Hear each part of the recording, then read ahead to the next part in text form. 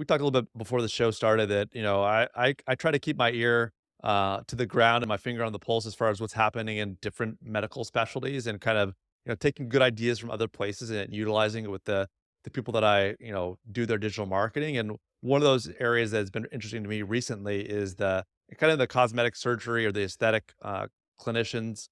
They really are all about before and after photos. And this is not something that happens by circumstance, or by chance.